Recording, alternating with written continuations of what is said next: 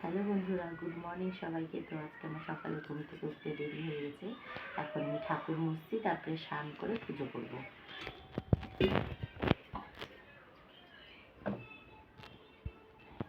তো স্নান পুজো করে চলে এসেছি রান্না করতে। মিশানো সবজি করবো বলে লঙ্কা পাঁচফোড়নকে ভালোভাবে ভেজে নেব। এবার সবজিটাকে দিয়ে দেবো।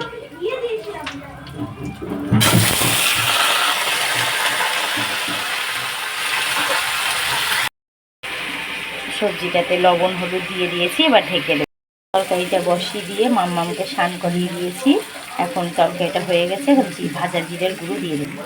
ভাজা জিরের গুঁড়ো দিয়ে দিয়েছি, একটু চিনি দিয়ে দিলাম। তরকারিটা হয়ে গেছে, একটু সর্ষের তেল দিয়ে দেবো।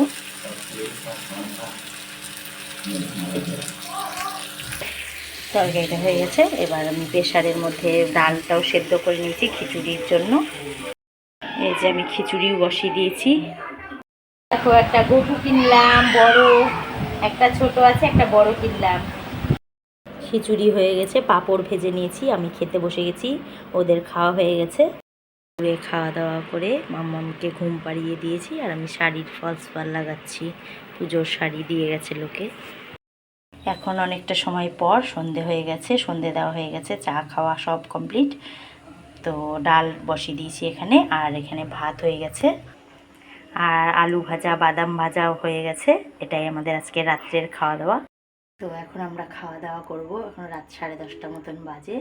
তো আজকের মতন ভিডিওটি এই পর্যন্তই। ভালো লাগলে লাইক কমেন্ট শেয়ার করে দিও, আর প্লিজ আমাকে একটু সাবস্ক্রাইব করে দিও তোমরা সবাই, প্লিজ প্লিজ।